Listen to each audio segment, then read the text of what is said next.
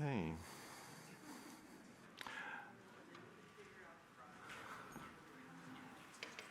Hi, everybody. Welcome. Glad to see you all here tonight. Still making your way through the snow. Very brave of all of you. My name's Robert Levitt. In case anybody doesn't know, I'm the acting dean. Before we proceed, I'd like to acknowledge the land on which the University of Toronto operates. For thousands of years, it has been the traditional land of the Huron-Wendat, the Seneca, and the Mississaugas of the Credit, and today this meeting place is still the home to many Indigenous people from across Turtle Island, and we are grateful for the opportunity to work on this land. Tonight's annual lecture is named in honor of my good friend, the late Dean and Emeritus Professor George Baird. George served as Dean at the faculty from 2004 to 2009, when John and Myrna Daniels made their historic gift to the school, which now bears the Daniels name. George's contributions to the theory and practice of architecture was profound, progressive, and international in its reach. His way of thinking about architecture and the city's role in shaping the public sphere molded the views of whole generations of architects, including my own. And I have to say, I miss our conversations, especially the fact that he would always refuse to agree with me on any number of things that I believed in my heart of hearts he had to agree with me on. The fact was, I always wanted him to join me in some sort of wicked judgment, and that's not something that George was inclined to do. He was too kind. Anyway, the Baird Lecture is established by colleagues, family, and friends, and it brings architects to the Daniels to address some of the most pressing architectural challenges and questions of the day. I want to say that it's a pleasure to have Elizabeth Baird here to join us tonight, and who's been a long-standing friend and supporter of the faculty.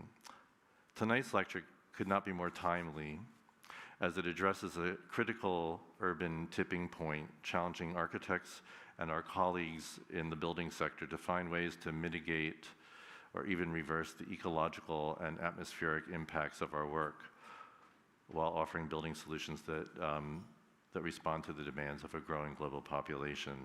Our speaker tonight, Alan Organschi, is a partner and principal at the firm GOA and a professor in practice at the Yale School of Architecture. His New Haven, Connecticut firm is recognized internationally for its integration of building design, construction, and environmental research.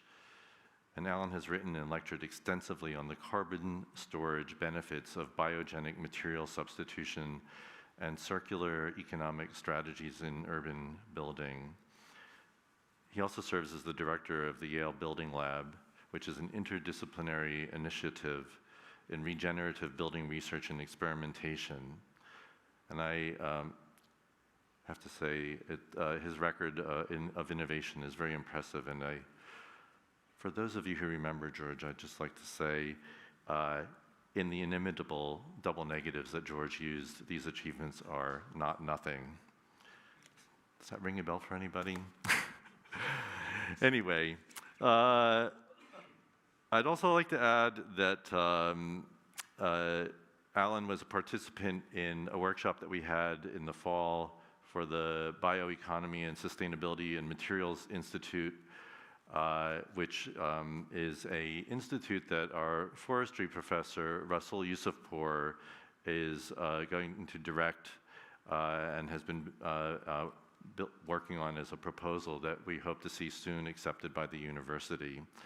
And I just found out in conversation with Alan and Bridget that actually Alan has a longer history joining the faculty in connection with many of our earlier efforts related to forestry, new materials, mass timber, and so forth. So it's great to have Alan here, who has been, I guess, a partner in many of our efforts for many years now. So at the end of the presentation, he and I will sit down for some conversation, and then I'll be turning to all of you to see if you have any questions for Alan. So please join me with applause and welcoming Alan to the stage.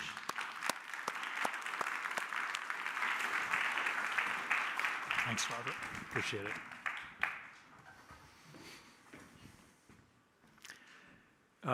I really want to thank the University of Toronto, Daniel's faculty, to be part of this Baird lecture. George Baird was I was a real fan of his work, his thinking, his kindness. I think he was a really formative, one of the very formative people working in the edges of environmentalism and architecture and urbanism, and just general human generosity, which I really think is pretty wonderful. And in that spirit, I can't be a US citizen and come north to your country and not acknowledge the state-sponsored cruelty that's going on just below your southern border. And I might tip into maybe fall headlong into presumptuousness in saying this, but I believe that some of the challenges that we face environmentally with loss of habitat, atmospheric crises that are demonstrating tipping points across the global system are related to the kinds of economic and social and political conditions that have produced the cruelty that we're seeing to our south. And I want to thank you guys for voting for, or at least tolerating, a leader who could state that so unequivocally recently at Davos. So thank you for that. But I should jump in. Today, I'm going to talk about architecture and our architecture, but I don't want to talk about projects per se. I'd really like to talk more about how the projects experiment with ideas of a kind of regenerative architecture, and I'll try to define that over the course of the day. I'm also kind of a wood nerd, but I don't really want to talk about wood science, although if you ask, I can bore you to tears with an endless answer.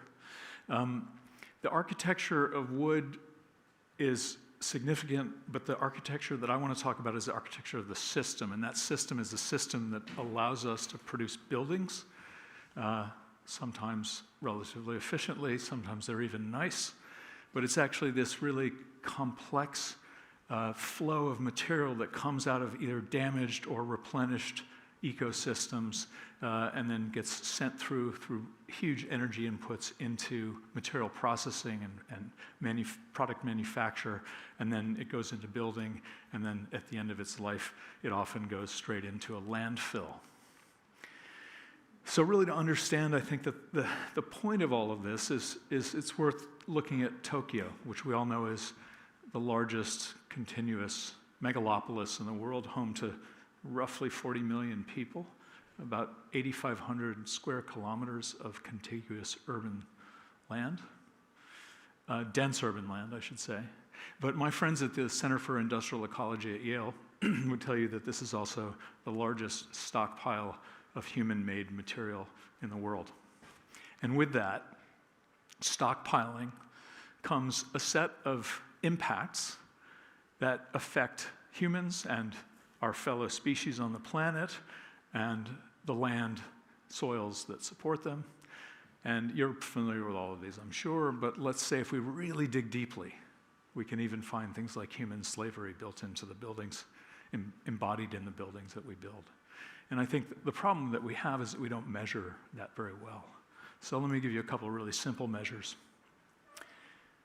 We are about to build, or in the process of building, 2.5 billion people's worth of urban building and infrastructure, which represents a doubling of the current building stock in the world. And if we continue to build in the low density morphologies with which we currently build, it will cover about 3 times the land area that we currently occupy. That's a building the size of New York State, not a city, a building, a single building footprint, or 2 Irelands or 4 Bhutans, depending on your where you herald from.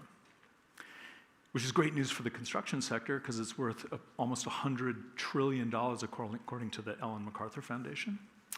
But if you think about that set of inputs to the system and the outputs that I just described coming out of a megalopolis like Tokyo, and you consider that nearly half of all anthropogenic emissions come out of the building sector activities and artifacts.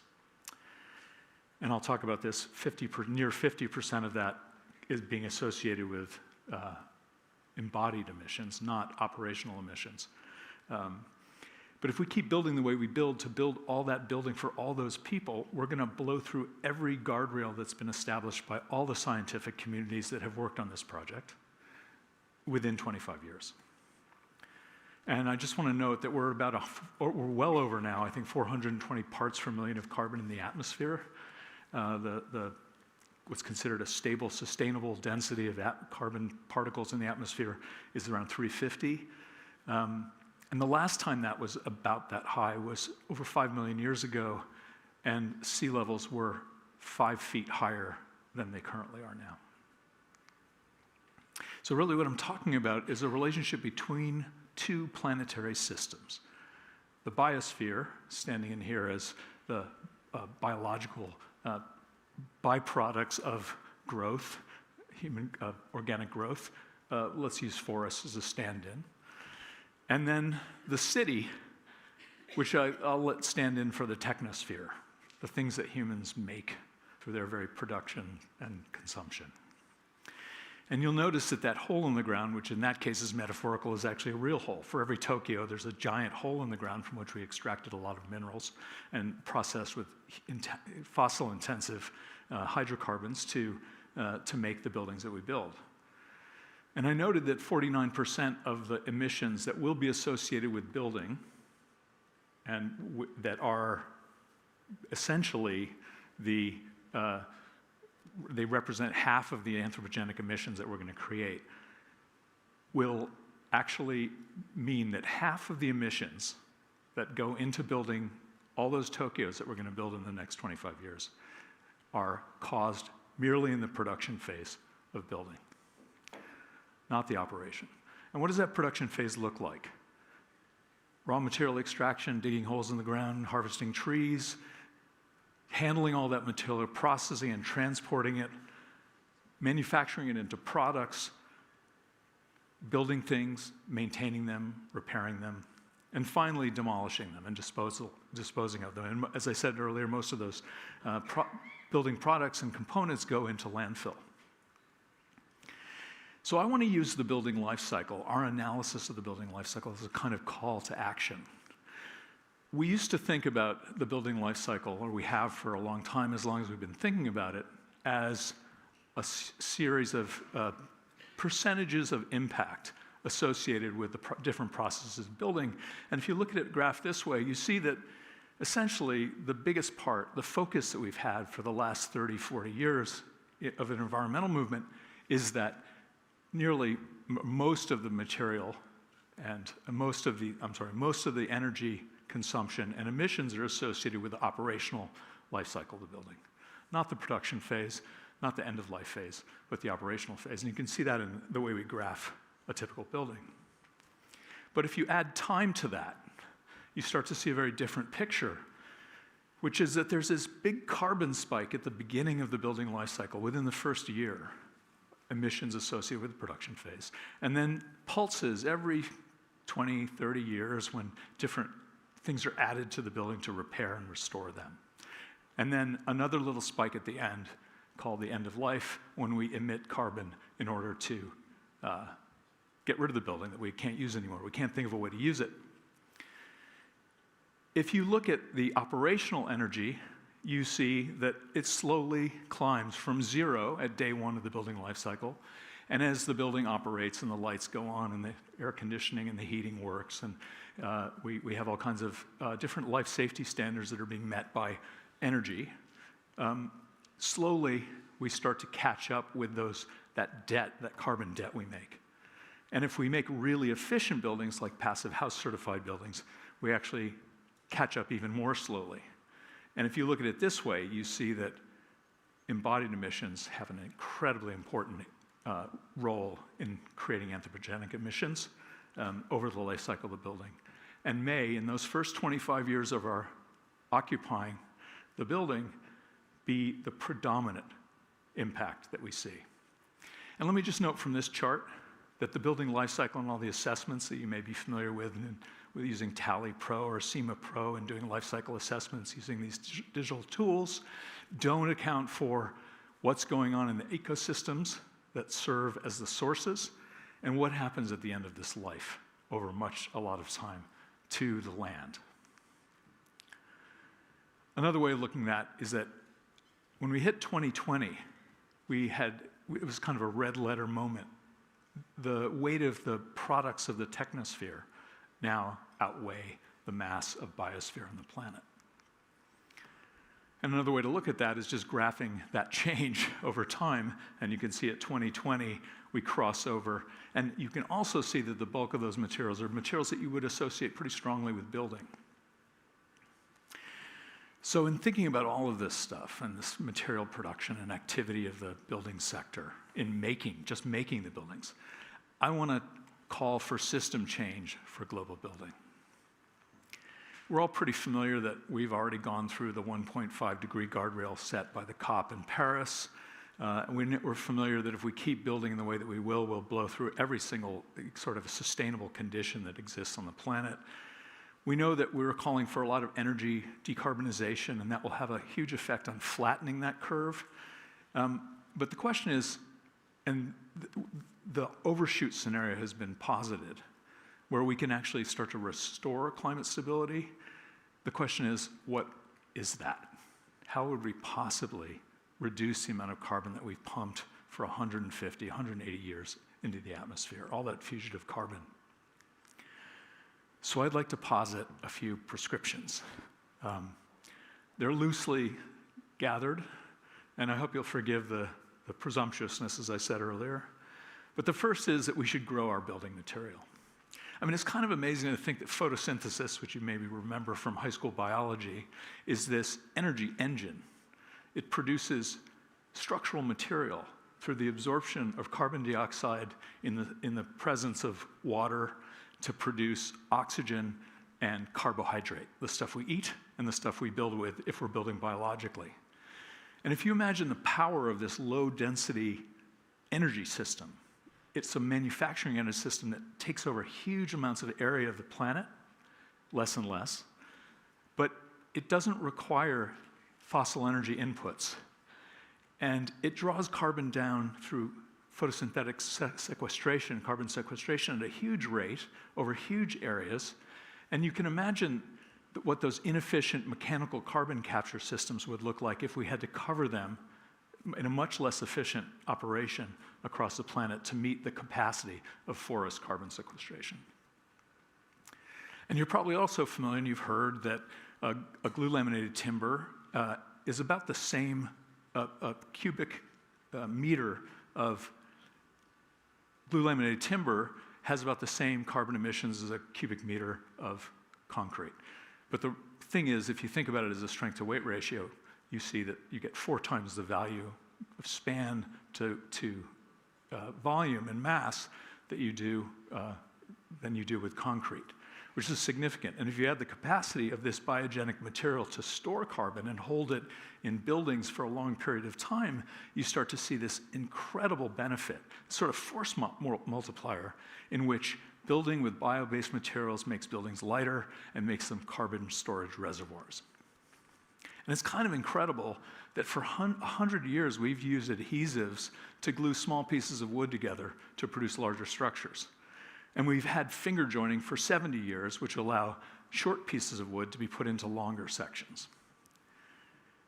And today, if you're worried about the extractivism, that some people say that a 40-inch diameter tree will be cut up and used for toilet paper, the fact is that what we're using is much smaller trees to make mass timber products. And the properties of wood, workability, softness, lightness, make it especially amenable to the kind of digital tools that we use to make building components and to make really big structures. And if you look even more deeply, if you imagine putting fiber into a structural member, forest fiber, and you can actually distribute the best fiber, highest grade fiber, into the compression or tension edge of a spanning beam. And then the lesser quality, the lower grade material, less strong material, can serve as a sort of guts of the beam. You realize that we have the possibility now of really engineering not just glue-laminated stacks of wood, but actually carefully distributed and forest-optimized products, which are just really beginning to be taken on as a challenge for the building sector. Actually, the glulam industry has done this for years, balancing beams, but we can make really large structural sections, and we don't have to use all high-grade wood.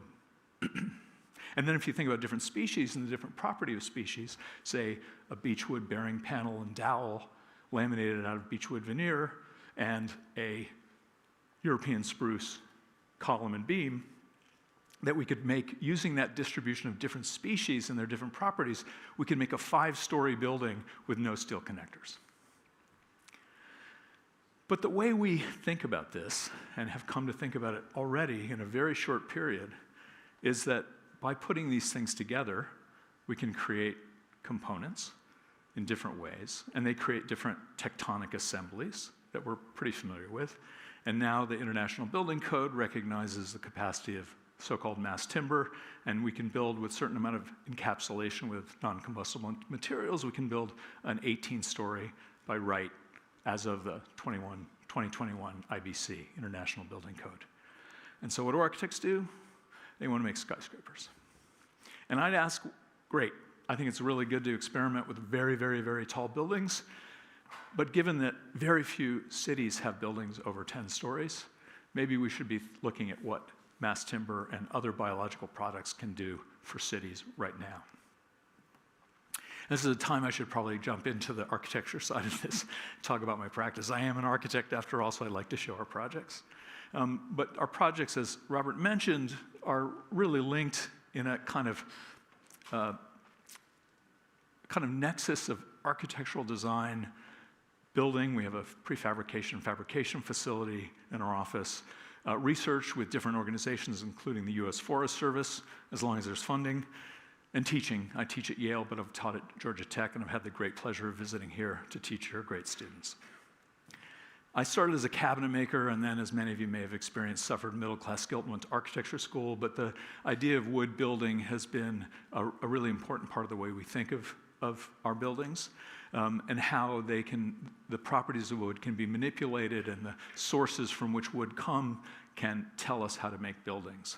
And it's no surprise that most of the buildings we work with confront natural conditions at the immediate moment that they begin being built. But the real breakthrough for us was in the late 90s when we got some projects to start doing engineered timber bridges, mostly using glue-laminated timbers, and kind of misunderstanding how glulam actually works with vertically stacked. It uses a strong tension edge, a strong compression edge, as I mentioned, and we started basically laying down these industrial planks to create spans. And then experimenting with different ways of assembling them, including suspension bridges, and learning a lot through the process. We built all of those bridges ourselves and did the construction management of them. And now we're working with an alphabet soup of different agencies in New York along the Hudson River, the state and the city of New York, to build a 480-foot glue-laminated hybrid steel and concrete bridge to cross over the Metro-North tracks that lead up the Hudson River, and to bring the populations of New York and Connecticut and the tri-state area from this highway infrastructure back to the edge of the Hudson River to be able to experience the splendor of that incredible place. And so we start to see the role of our work as a kind of advocacy, that every building we build and every building that is built by anyone who's building with biological materials of any scale is making an argument that there are benefits that are inherent in that. And so we went to the Barcelona Pavilion, you know it, by Mies van der Rohe and Lily Reich, built for the World's Fair in 1929 in Barcelona. And we proposed to them that we would build a simulation of parts and components of the Barcelona Pavilion out of entirely biologic materials. And so we went to work, and we manufactured these cross-laminated timbers and glulam systems to replicate what Mies and Lily had produced. And in a day, literally a day, a prefabricated, manufactured, flat-packed system came on a truck and was installed for our 9-day exhibit at the Mies van der Rohe Pavilion in Barcelona. And really what it was just a viewing platform coming off a bridge from the little used back originally formal entrance to the Barcelona Pavilion. And it contained a little amphitheater and an overlook that allowed people to view across the building from a vantage point they'd never ever experienced. But what it also included was an analysis, a comparative analysis of all of the associated impacts that were related to the production of the Barcelona Pavilion as if it were to be built today, and its equivalent set of impacts associated with building out of biological materials.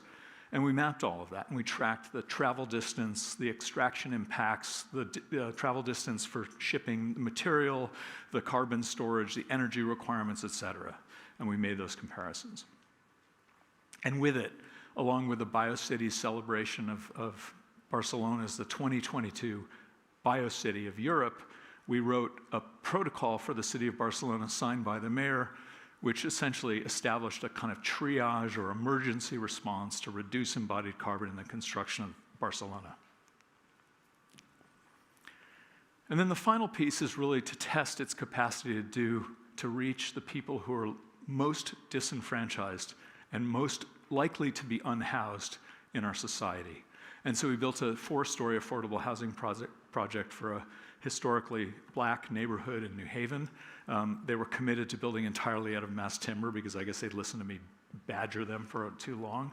And we proposed to build this 4-story, 75-unit mixed income, well, actually entirely affordable housing with actually deeply affordable housing. Zero, I think 50% of the inhabitants have no income at all. And to work with an enlightened developer to put this together and to build an entirely biological building. And so what we found was that through a kind of rigorous use of CLT, not just substituting CLT in our design because we heard that it was a material du jour, but really trying to work it in a rigorous way that would allow us to actually compare it to the equivalent building assembly technology that would be used, which is light stick frame construction. And we found that we could, just using mass timber at the current market rate, we could produce a building of the kind of durability, rigidity, all the benefits of having exposed wood interiors for only 5% more than stick frame building. And so we won the contract with the Connecticut Housing Finance Administration, and we went to work on building it, and there were a lot of wrinkles along the way, and I can tell you endless stories about mistakes that were made in the decision about using Binderholz from Austria as a supplier instead of a Canadian supplier. There are a lot of funny stories. If you ask me at the end of this, I will tell them too. Funny, painful, funny. Kind of, yeah, we're getting used to that. And today, this is an almost finished image of the structure, but today 70 families from the neighborhood are now living there. And I think we've proven that we can reproduce this and are now working on a much larger project in Burlington, Vermont with a similar population and occupants. Which brings me to my second prescription, which is really simple. Store the carbon that came out of the things that were grown to make your building materials. And the reason it's important is because we're building so much stuff that for so many buildings associated with this urban growth that I've talked about, but artifacts in general, if we can use these durable products of our consuming society, which are buildings, so the largest and most durable consumer products we make, we have the capacity to use that as a lever to start to do the thing that I mentioned earlier, which is to reverse climate change. And we first thought about this as a strategy with this school that we built, run by some former forestry students at the Yale School of Forestry, that uses project-based education in agriculture and environmentalism as their sort of means of delivering curricula. And we built them a science and art building with a little gym, entirely out of mass timber and bio-based materials. It was a really great project because the concrete took 3 months to put in and it was a slab on grade, and the delivery installation with 5 guys and a crane operator of a fully enclosed system took 5 weeks. And what we have is essentially for these kids every day who come in and think a lot about the environment, we have a building which is essentially an industrial product, fully exposed material. And when we ask the students, you know, what do you like best about the building? Is it the shape of the roof? Is it the great daylight? They said that the building smelled good and that was their favorite thing, which is a really good design criteria, students out there, architects out there, to think about. Make your building smell good. And the other thing is, I think the students really, they understood and knew where the material was coming from. They actually could identify near Chibougamau, Quebec, that the material had been harvested and moved across about 470 miles to a fabrication facility, which was then shipped to New Haven, the fabrication facility in Keene. And there's nobody there, none of us, I think, can tell you where the gypsum wallboard came from and where the gypsum was mined to produce that wallboard for the USB Corporation. The other thing we noticed was that we were able to, through just tracking, we could really identify the species, chains of custody, likely sources. We didn't have the exact sources as we did with the black spruce for the mass timber, but we could also identify the different biomes, forest biomes, and the amount of carbon that was stored in the above-ground woody matter and also in the below-ground woody matter. And then the suite of products that would be mapped onto the building and the emissions that would be associated with that. You should see that ground line as a kind of carbon measurement transect, with everything above it being emissions and everything below it being storage. And what you saw was that there was enormous capacity to index all of these species of the forest into a building and measure the benefit, potentially even the benefit for habitat in those forests if the forests are regeneratively managed. And if a 14-year-old freshman in high school can calculate how much carbon is in a building using an Excel spreadsheet, not a fancy digital plugin for building information model, we can do that too. And he could tell us that that little building stored enough carbon to offset the annual emissions of 100 cars for the first 11 years of its lifespan. Which brought us to a really interesting challenge. How do we tell everybody about this? We're really excited about it. Some people have talked a lot about embodied emissions, but even that was fairly new at the time, and the idea of carbon storage in a building was really, really kind of lame, not considered valid, scientifically unprovable. And what we did was we worked with climate scientists and environmental scientists and foresters and political economists, and we wrote a paper as a provocation in Nature Sustainability called Buildings as a Global Carbon Sink. And it was just really saying, what if we built everything we were going to build for buildings and infrastructure out of bio-based materials? And what we found was that we'd actually reverse all of those impacts, emissions, 71 gigatons of carbon, by building the world's buildings out of carbon, out of biogenic carbon. And really what that looks like is understanding forest stem succession, how do forests grow, what happens on the ground in terms of habitat, what species pioneer, what come in later, what are the more stable species, what are their properties, tracking how much carbon is stored and emitted through just natural carbon forest growth and mortality, how much could be stored if we could make these regeneratively harvested material into products. How would we map them into, yes, continuing low-rise building, but also these dense 10-story buildings that we can make out of so-called mass timber. And what we found, and you can see in this chart below that carbon transect, is that you store a lot of carbon if you build densely. This is not a surprise. We all took arithmetic, but it is actually something that people weren't thinking about, or at least we were among a group of people who were really pushing this. And that consortium of people stands strong today, is really trying to answer some of the fundamental questions that come out of that provocation, such as, can the world's forests provide enough timber to build all that material, all those buildings? But the broader question has to do with what we do to ecosystems and the planet when we think about, say, the volume of restoration that can be incentivized by creating building products with value that can be put into buildings. And one example was a project we worked on in East Germany in the peatlands around Eberswalde near the Polish border, in which we found that if we could find products for the peatlands, the typha grasses that grow in the former peatlands of East Germany, and we re-wetted the farmlands that had converted those peatlands, we could actually reduce all agricultural greenhouse gas emissions by 25%. So for 3% change, we get a 25% benefit. Seems like a good deal. And so we worked on all these kinds of products that might not provide primary structure, but they could provide secondary structural systems for typical dwellings in the area. The third prescription is an obvious one as well. It's a kind of Hippocratic oath for architects. Don't throw away buildings.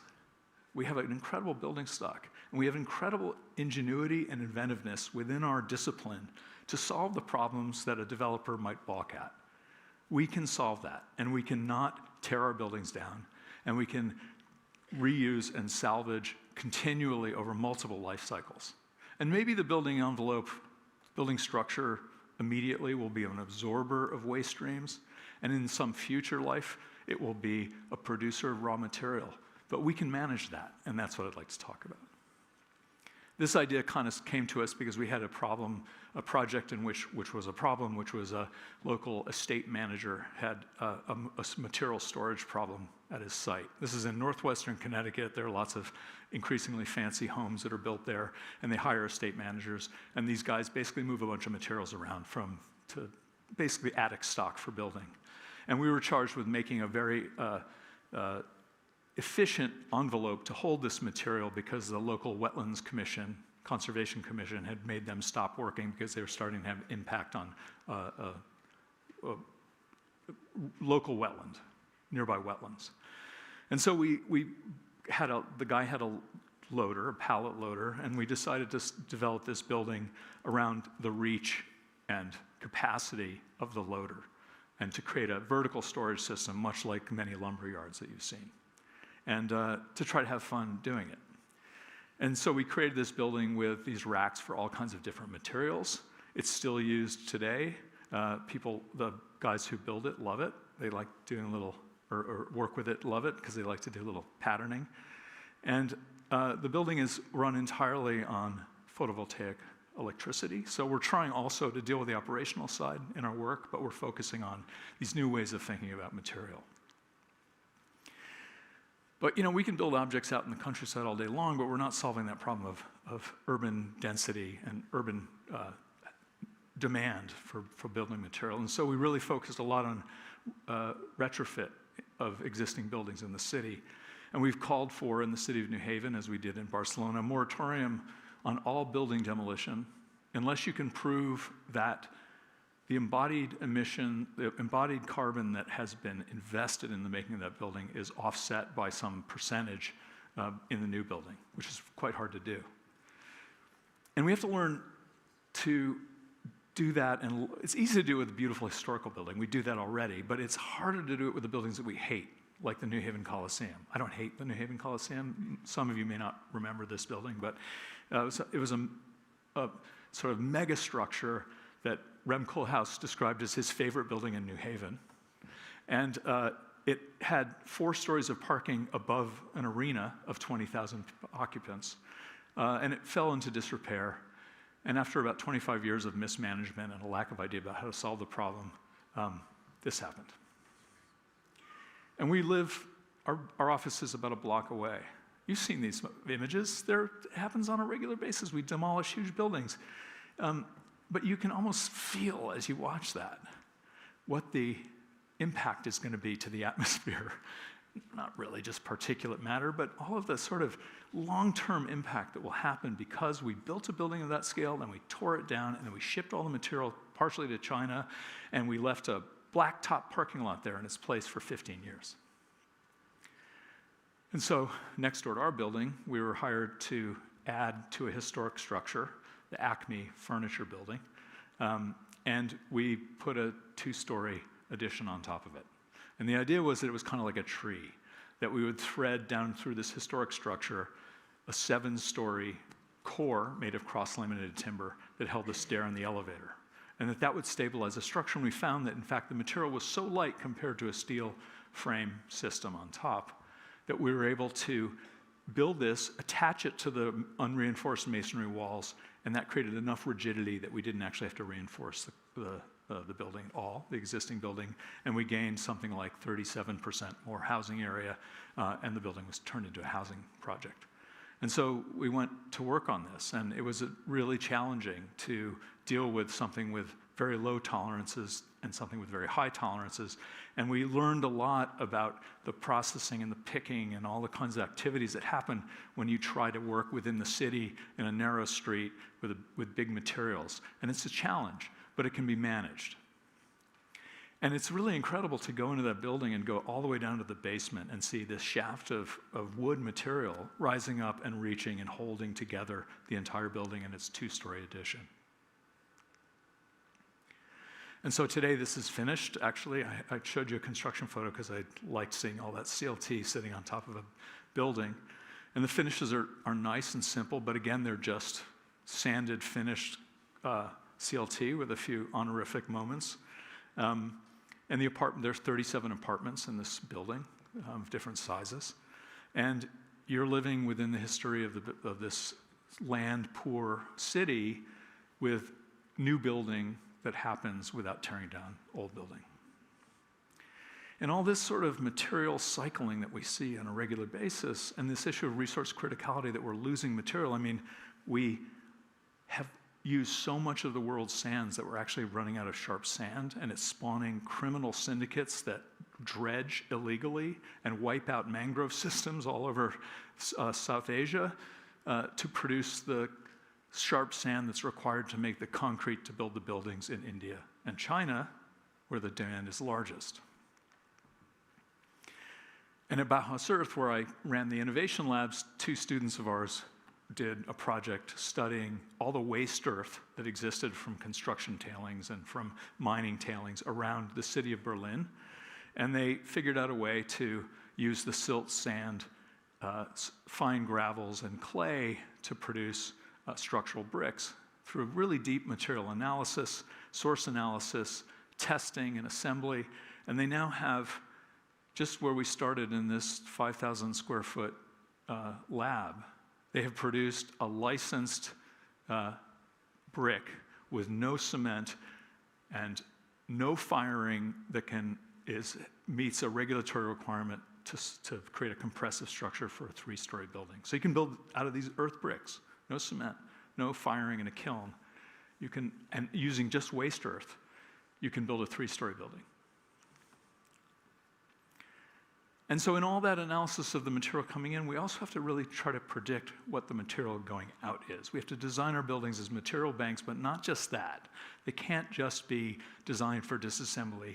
We also have the onus of having to determine actually what's going to happen to that material at the end of the building's life that we're designing, which is a really big ask. I mean, I can barely tell what I'm going to do tomorrow, let alone to try to imagine what the material that goes into the building I'm designing is going to do in 70 years or 60 years, hopefully longer. But that's our project. We have to develop those scenarios. Otherwise, the idea of design for disassembly is meaningless. So what if you can take it apart? It could still go in a landfill unless we have a real pathway to some reuse. And so this is something I've brought to my teaching at Yale through the building lab.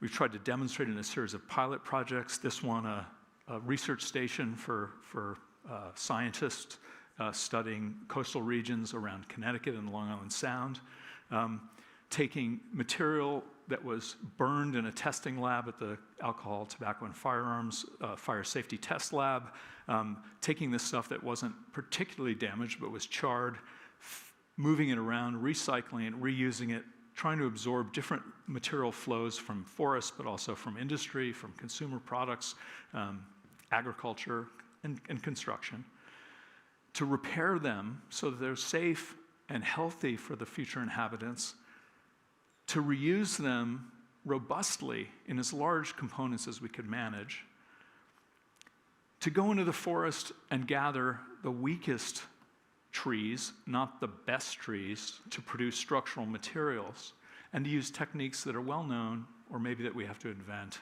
to make sure that those structural pieces are stable, despite their relatively low value.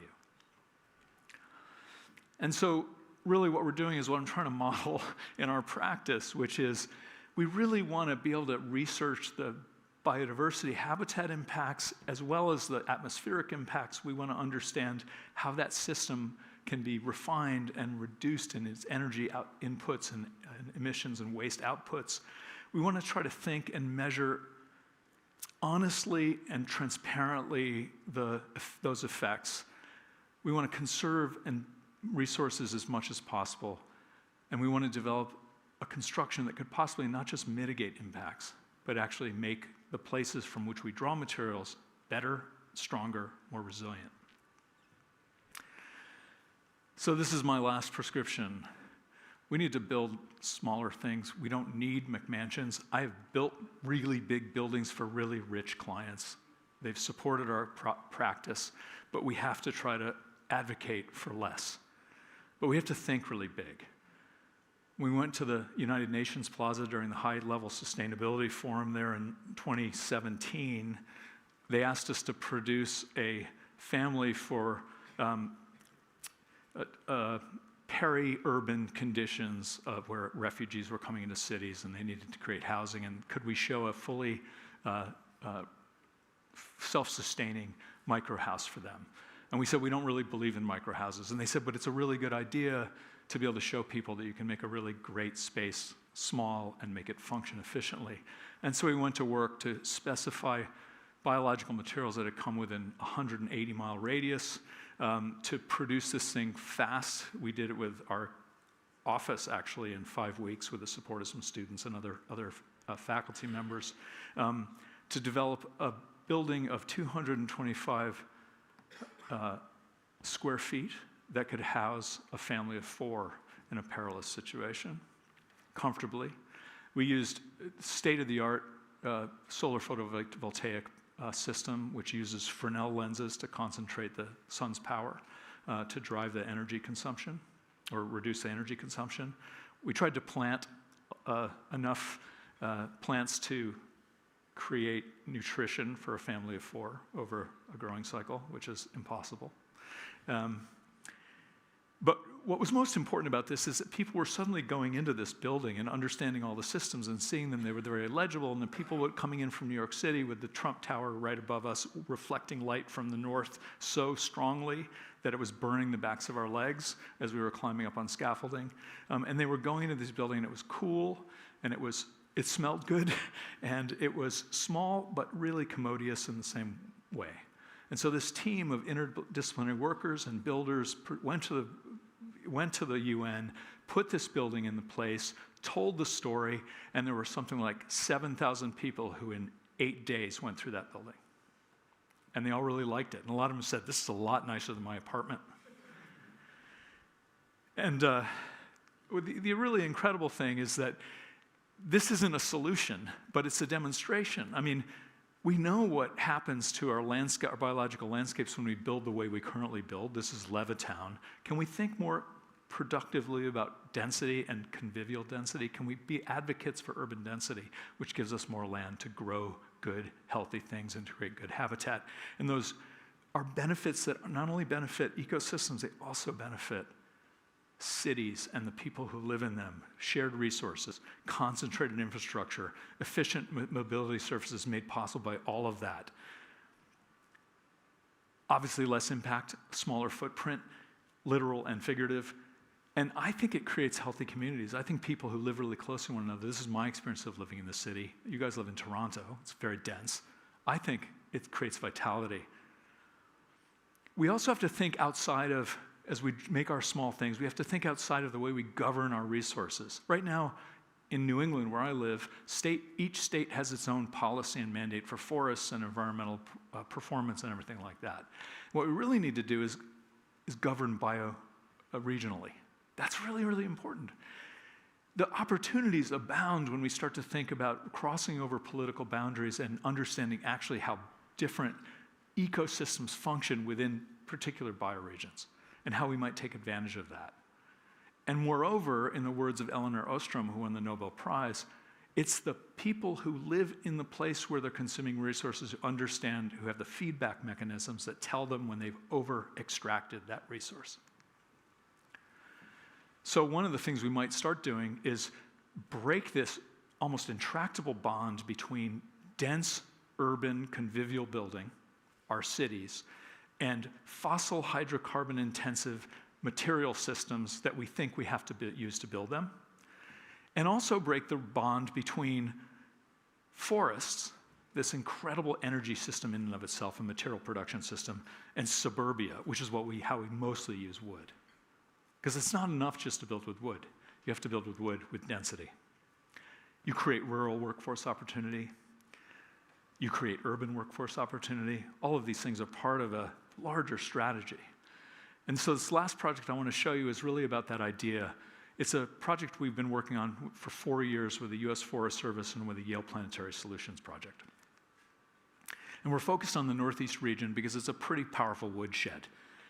And we're focusing on these little things that are part of an assembly of a building that should not have any impact on a whole ecosystem or region. And we studied the regional demand for building in the greater metro New York and greater metro Boston areas primarily along the seaboard, and this enormous woodshed that exists, the second largest woodshed that exists in the US after the Pacific Northwest. And its capacity to produce different species at different times with different properties and be mapped onto dense urban building using a fairly ready-at-hand suite of structural products that are based on the forests that we use. And we started developing this idea of a dowel and how it would be put into a cassette of 2 layers of nail-laminated CLT to produce these long-spanning industrial spans and put into urban buildings. And that include developing geometries, figuring out the system of spanning and how you actually can measure the capacity, the spanning capacity. This panel can span 28 feet with only point supports at the 4 corners. Developing a robotic assembly system to really get the accuracy that we need for it to function properly and get the densities that we need parametrically delivered to get the proper structural function of the building. To prototype these things, we're currently working on a 2-robot line that's going to produce this, and we're talking about a vocational training program for the students of New Haven and a vocational upskilling program for the tradespeople who would be working on projects like this. And we've actually tracked the provenance of all the materials that go into this process, the timing, the economics of it. You know, we're working on it, it's getting there. But the idea is it all comes out of New England, where we work, all those species. And this produces incredible entrepreneurial opportunity at a small scale. And it decentralizes the kinds of factories that we need to make CLT, which are huge, high capital expenditure, very sophisticated projects. Whereas we can work with a couple of 1 or 2 robots. Maybe if you're lucky, you'd buy a Hundigger CNC mill. And you create a network of people who are working, small entrepreneurs who are taking on these different systems and the operating procedures and producing a network of people who could produce a pretty big building together across that network, horizontally integrated. And these benefits actually touch small forest products companies, woodworkers. We're already talking to a guy who makes beehives. He's going to actually invest in this project, which is pretty cool. We'll see how it goes. We're working with Yale Myers Forest in Yale, Great Mountain Forest in Norfolk, Connecticut, the largest conservation forest in the Northeast. And we're also working with the city of New Haven to build bus shelters. And we're working with the Quaker Friends Center for Children to build free teacher housing. And all of this is about building a strategy and a network by which all these things can take place. And this is our sort of diagram. The forest, the city, all of the parts and pieces in between that need to be calibrated and orchestrated to make this possible, and all of the benefits that might come out of that as a carbon storage and regenerative capacity. So I'll close with this. I think I'm arguing for an ecosystemic design.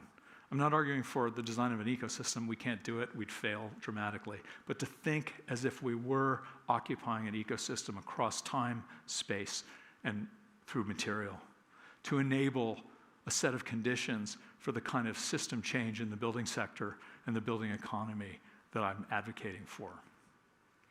And in the words of a friend of mine who runs the Climate Smart Forest Economy program, Jamie Lawrence, we need to ask the forest what it can offer rather than telling it what we want. And I think that's true of all materials, that we need to think about in that way. I mean, imagine if architects thought the way regenerative foresters thought. Imagine that one of the criteria, in addition to buildings smelling good, was that we enhance biodiversity rather than depleted it. That we helped forests be resilient because of the way we harvested the material and used it and gave value to it so we could incentivize more restoration. That we could prevent the kinds of huge environmental crises like wildfire mitigation, that needs to be mitigated. Store carbon in buildings and cities in a synergy. Improve our water quality. Remove invasive species. Remediate soils, because forest soils are an incredibly important part of a healthy planet. So here's the system, a synergy between those two landscapes rather than an antagonism or predatory relationship. And the idea that if you can generate upstream ecological environmental health, you can create downstream public health.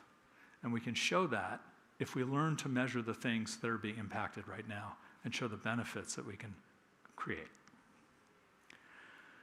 It's hard. This is a diagram we tried to make of a low-carbon, decarbonized building and all the decisions that go into the project. And this is not designed for you to try to understand it. It's to prove how hard it is, for now. I mean, you're welcome to read our book and try to figure it out. But it's basically, again, above that carbon transect, you create impact, you create emissions, and you could use carbon as a proxy for all those other impacts. And below that, those decisions actually start to store carbon, improve habitat, not only immediately at the building site, but in remote places that we never even see. And really what we're trying to do is to think about forests as a history, having a relationship with building, and as a current condition. It's past 350 million years of development of the forests that were the ancestors of the things that we know as forests now. Slowly, large fern-like trees falling, and because there is no real aerobic bacterial activity compressing into the lithosphere to create the fossil hydrocarbons that we now use to fuel our industrial work. And in 180 years, we've essentially thrown that fugitive carbon back up into the air through our extractive economies and activity, albeit producing, one would say, better quality of life for most human beings. And so the question is, can we use all the techniques that we have at our disposal and all the ones we haven't thought of yet, with all of those criteria and design in mind as we work and testing all the assumptions that we make truthfully, and also publishing our failures, because that's a huge part of this process, to actually start to reverse that trend of carbon emissions and industrial activities' effects on the planet. I lived in Germany for a long time, and there's this great saying, wir sind auf dem Holzweg. Aus dem Holzweg means you're on the wood road. And it's a derogatory statement. It means you're totally lost. We're going the wrong way. We're on the wood road.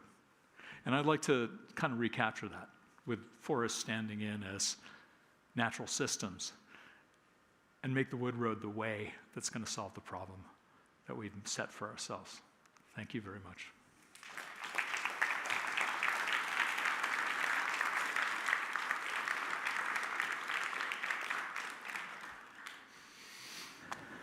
Thank you, Alan.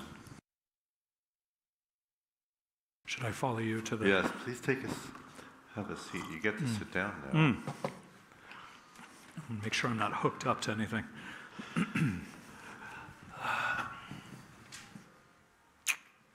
was very inspiring.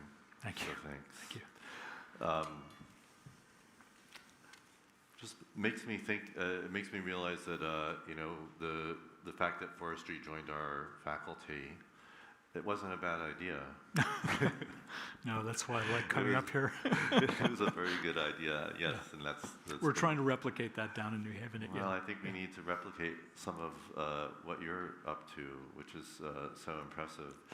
And just by the way, about the smell, the good smell, the faculty members, some of the faculty from forestry told me that when they smelled this building, because it has wood in it, they said they actually felt somewhat at home with us. Yeah, that's good.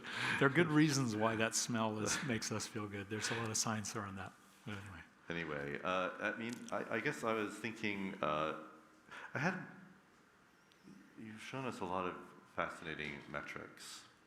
And you've also shown us what seem like extraordinarily broad ways of thinking across systems and how they interrelate to us. It's kind of like, it seems like it's really a remarkable model and a difficult model. And I think that last diagram kind of shows, you're trying to show us how difficult it is to think that way.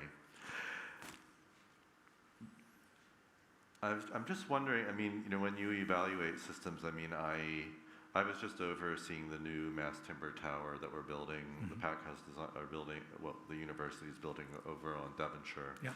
And, in some of the mass timber buildings, it's really striking just how gigantic the wood members are. Yeah.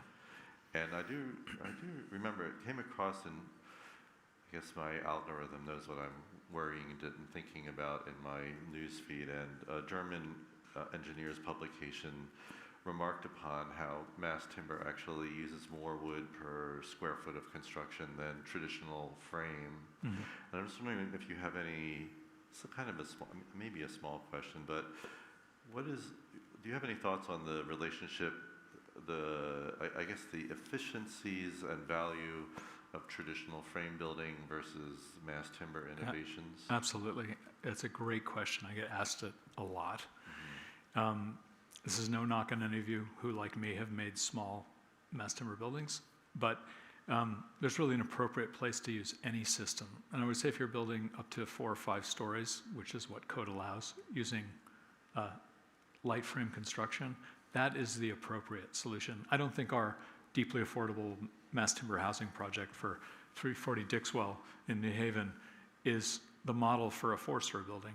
But what it did was open the door for the Connecticut Housing Finance Administration, which is notoriously stingy in considering any kind of innovation, to consider the possibility that we can make denser buildings. And New Haven is now making more higher dense buildings and giving us extra FAR if we use mass timber and other bio-based materials. So it worked, but it's not the solution for a 4-story building. It is a waste of material. It doesn't make sense. Although I will tell you, those rooms, those apartments are really sound isolated and nice. And it's really nice to see wood on a low-cost housing project instead of drywall and other materials. But that being said, I think this goes to the appropriateness of the materials that we use. Just as I think it's probably appropriate if you choose to build an 80-story needle tower, you should probably do it out of steel, not try to do it out of beechwood. There is a sweet spot, and there's that sweet spot where CLT fills in a gap between this light frame construction that we're familiar with and the 10, 11, 12-story buildings that justify economically the use of steel or concrete, depending on your building economy and location.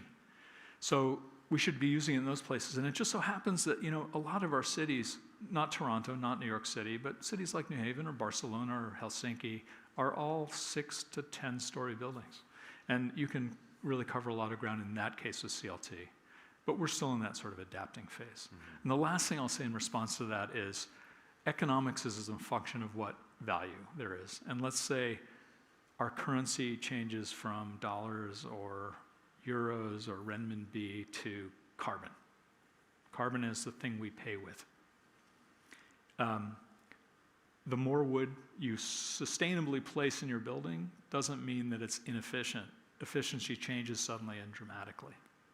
So I think we have this problem with the externalities that we can currently push out of our economic calculus and how to internalize them in the case that these economies change and the currencies change. And I think that's really likely to happen at some point soon for a whole host of reasons. So that's another way to think about efficacy and efficiency in building, I think.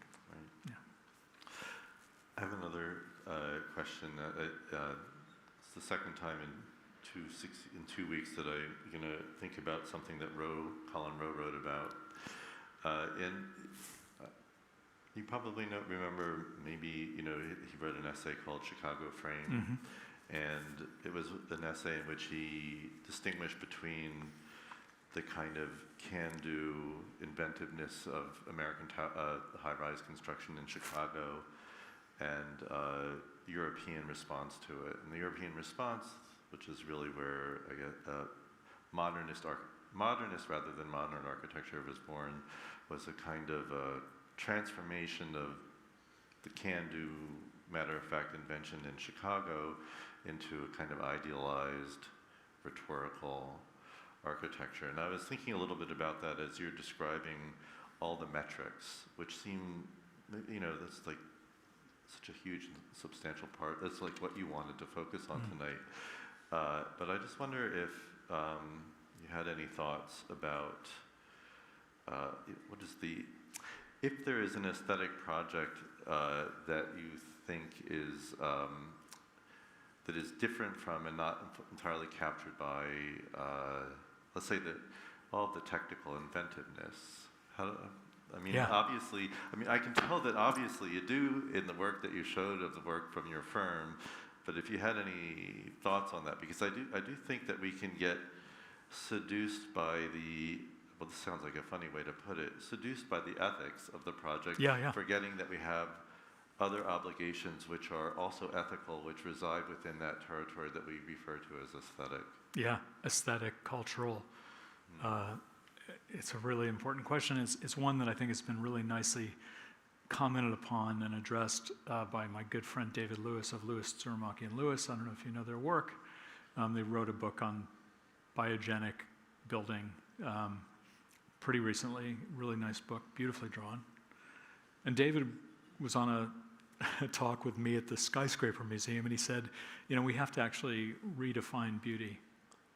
And it really hit me because I still operate in our practice with these sort of formal tropes of modernism, the big overhanging roofs, the continuous surface running from inside to outside. And anyone who lives in our climate or this climate knows that that's a really bad idea in general.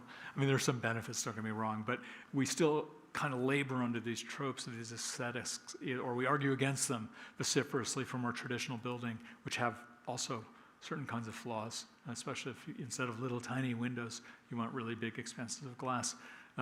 So what does a decarbonized building look like, and what is that new aesthetic, and how do we help through our innovation, but also an awareness of culture and climate and all those things, make a new aesthetic?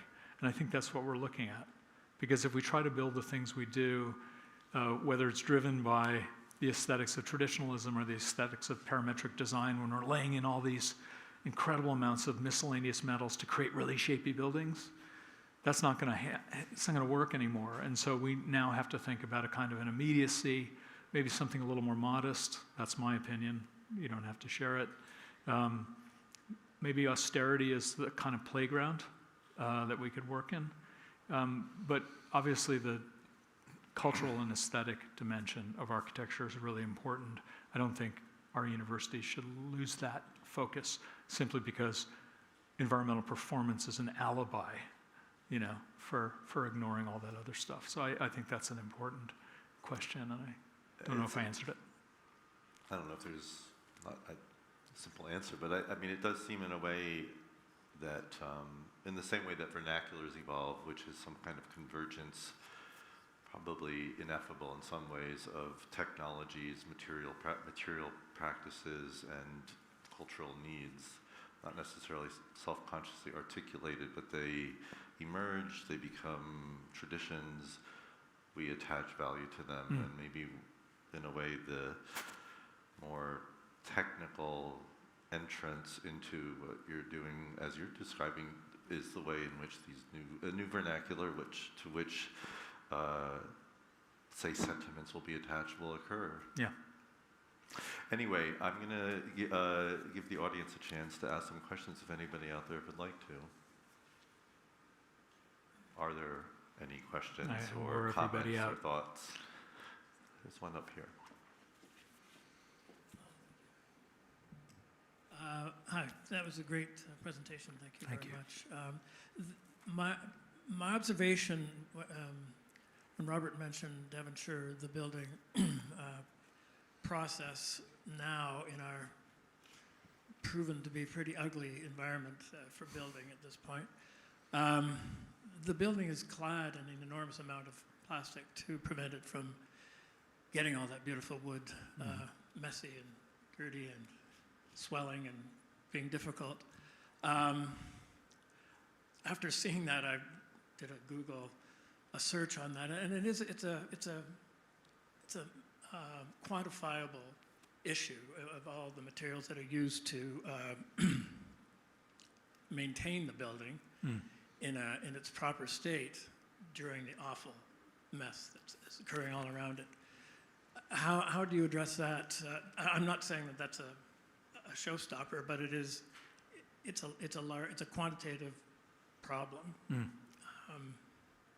And the larger the building, I guess, the longer the cladding must protect the building.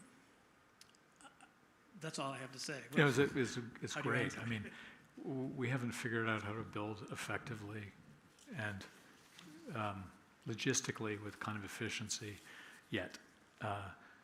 We also have to protect our buildings. I mean, it's a primary structure is an example of something that is the most necessarily protected part of a building because it's the biggest, heaviest, most expensive part of a building. And if you're familiar with Stuart Brand's shearing diagram, where he looks at the different life cycles of the building, the layers of building, and how they almost want to tear a building apart, you're seeing that in mass timber building. You're also seeing it in all buildings. I think that's, there are different conditions and properties and vulnerabilities of each material, and we have to actually learn to design for that. We've gotten pretty good at that with steel frame and, but I think there's a larger set of questions that go to how we plan a building. It was that kind of very confusing slide I tried to show and admit was confusing, which is that, not only do we have to solve the fact that we wrap things in plastic and we encapsulate and cover things with these endlessly durable materials that will be endlessly durable in landfill in 80 years, as well as endlessly durable in our buildings. There are questions about just basic programming. Is it a really great idea to put, and this is not the fault of the PAPCOs, is it a really good idea to put a long span structure under a really tall repetitive span structure? Does that make sense? And is that economical? And is it really, they're just decisions that happen so far down the design decision-making pathway that we don't have a role in correcting, or at least we can try, but it's usually not successful. So there's logistics and there's just basic decision-making that has to be kind of reevaluated, I think, if we're going to really solve the climate crisis through building. And wrapping things in plastic, we were trying to avoid using fossil hydrocarbon-based plastic polymer glue, polyurethane resin glues, and that's hard to do. We struggled with that, but that was simply to say, if we don't use that stuff, we could put this in a landfill and it would degrade biologically, but it won't if it's got lines of glue in it, as small as that is. So I think we have to take those projects on one at a time and publish good solutions. Thank you so much. That was a great talk, and I really appreciated the ability to visualize what is a very complex problem. So I think the drawings really allow us to sort of, as architects, as kind of, to really understand really deeply the kind of crisis that we're in. My question is really about the kind of potential of architecture and forestry as two seemingly quite different disciplines, but I feel like your presentation really makes a case for why they're joined at the hip. You ended with a view of the woods and the walk through the woods as kind of the kind of potential for the future. And it would be interesting to hear your thoughts on the kind of the alchemy of the two disciplines not being separate, but actually being more intertwined. Yeah, I mean, to your point, Robert, this one reason it's such a pleasure to come here and see the work and run into a forester or a landscape architect or an architect or any product designer, because I think it promises a kind of interdisciplinarity, like a functional interdisciplinarity, not just a superficial one, where people are actually they're breaking through the silos of disciplinary languages, methodologies, and things that separate us. It's really hard for me. It took me a long time to learn what little I know about forestry, which is probably clear to any foresters in the room tonight. But what we're seeing is a desire, and I think this is happening at U of T, but it's definitely happening at Yale and other places, where we're jumping over these departmental divisions to try to get information that we need, and we're trying to teach our students to take advantage of the incredible knowledge and different methodologies which expose different issues along the way. Because I think architects have this, like, we're orchestrators of large amounts of money and resources and material and people and land, and all of the people who govern and think about those things and assess the impact are not in our profession. We don't know how to do that. And I think the more we develop a kind of polyglot intellectual set of interests and start to try to apply them and to learn that I can't design a building to guarantee that it's using the perfect forest species coming out of a given region, but I definitely can find the people who can help me with that and incorporate them in a design team. And as these crises become more dire, I think we're going to need to do that more, and I think that will be more acceptable to, say, a building developer, to include people in those teams, if only to greenwash their work, but hopefully because they really think it benefits it.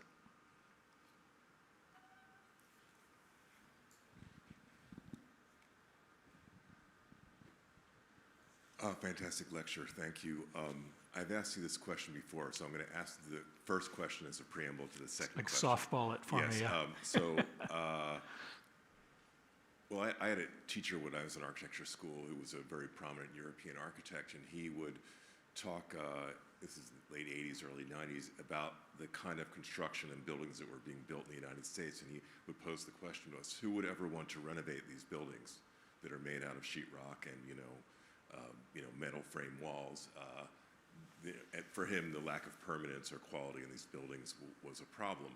And so I asked you in another context once, whether this way you're thinking about recycling buildings works for the kind of Walmarts and the strip architecture of this world, right?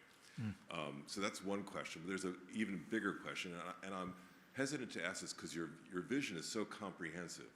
But when you started in the beginning of the lecture, you talked about the volume of construction that's going to occur in the next 50 years.